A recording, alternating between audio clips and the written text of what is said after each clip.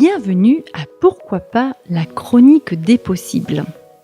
L'objectif de cette chronique est de vous aider à oser reprendre votre pouvoir personnel et œuvrer pour un monde plus serein, plus joyeux, le vôtre, celui de votre entourage et celui du vivant. La chronique Pourquoi pas est née de mon parcours et de mes expériences personnelles et professionnelles. À travers ces enregistrements, je transmets mes apprentissages et mes prises de conscience réalisées depuis que j'ai 17 ans. Ce cheminement personnel m'amène à croire en moi et à me rapprocher de mon authenticité. Aujourd'hui, en tant que coach professionnel certifié, formatrice, consultante, j'en retire de grands bénéfices personnels et professionnels. Car je constate tous les jours que nous avons tous en nous la capacité de changer les choses et pour y arriver, il faut d'abord y croire. Révéler notre enfant intérieur, faire tomber le masque, voilà le sujet de ce podcast. Connaissez-vous la chanson de Céline Dion « On ne change pas ». Pour ma part, quand j'écoute les paroles et aussi quand je les chante, je me sens transportée, particulièrement par rapport à la profondeur des paroles.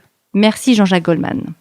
L'émotion que je ressens en écoutant cette chanson est liée à une résonance avec mon propre chemin.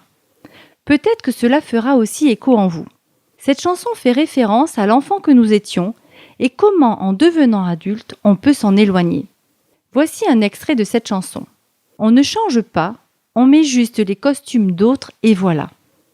On ne change pas, on ne cache qu'un instant de soi.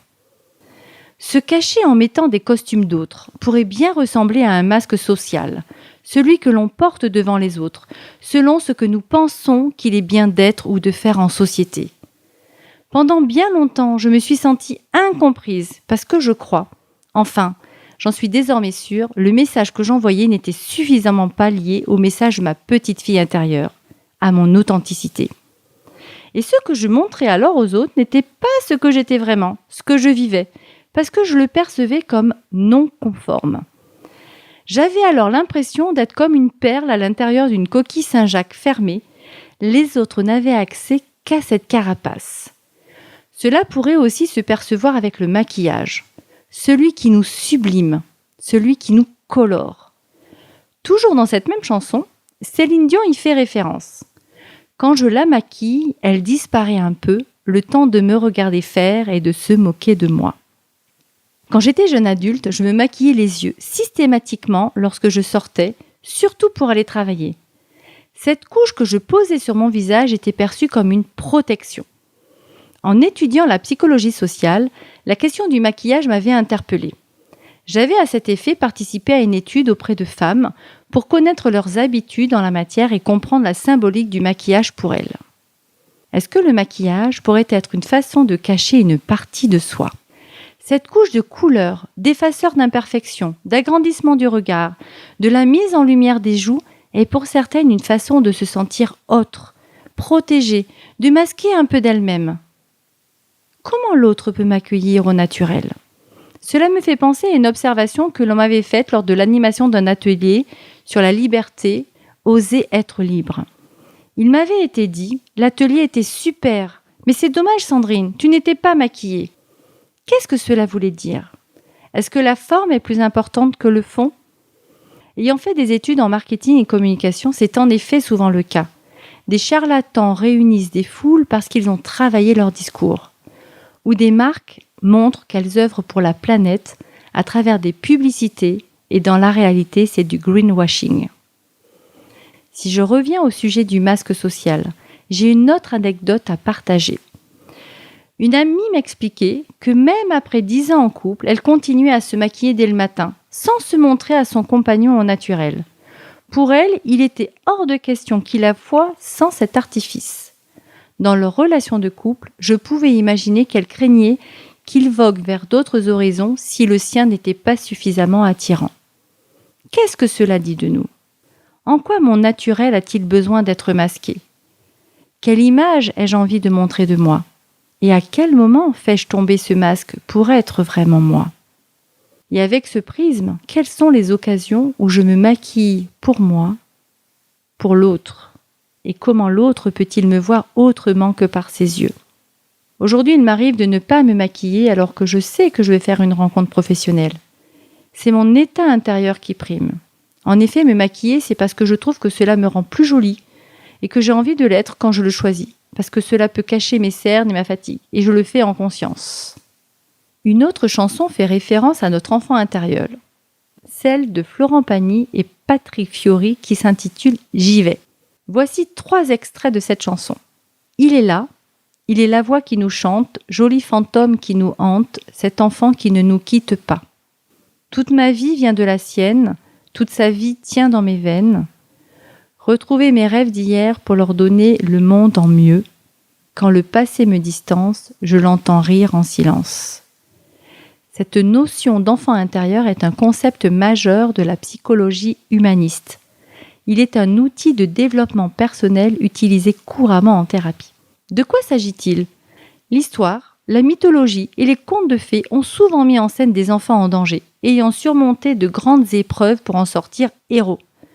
Cela pourrait bien aider à comprendre ce qu'est l'enfant intérieur. Nous avons tous en nous un enfant brimé, malmené, abandonné ou réduit au silence par l'adulte que nous sommes. Le reconnaître et le libérer, c'est reconnaître et libérer notre essence profonde, notre potentiel créatif, notre spontanéité, notre propre nature héroïque. Déjà dans les années 40, le psychiatre Carl Gustav Jung avait identifié que l'enfant était porteur de transformation, une qualité qui fait bien souvent défaut chez l'adulte. C'est dans les années 80 que cette notion prend vraiment son essor dans le monde des thérapeutes. Parmi les pionniers, Hall et Sidra Stone ont créé une méthode pour entrer en contact avec toutes les parts de notre personnalité, notamment en créant le dialogue intérieur.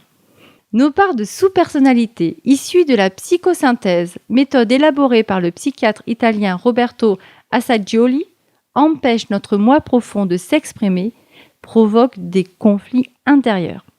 Et selon le contexte dans lequel nous sommes, nous pouvons avoir des comportements différents de façon inconsciente. Par exemple, au travail, on peut passer pour une personne rigide, alors qu'avec nos amis, on peut passer pour une personne aimante et avec nos parents, on peut redevenir la petite fille ou le petit garçon obéissant. L'intérêt de cette méthode est de faire émerger toutes nos parts, de mettre la lumière dessus pour que l'adulte que nous sommes les voie, les entende et qu'il puisse rassurer nos parts d'enfants. Je pratique quelquefois ce dialogue intérieur avec mes clients. Souvent, ils sont bousculés, émotionnellement, car ils dévoilent à un tiers des pensées dont ils peuvent avoir honte et dont ils peuvent enfin s'occuper.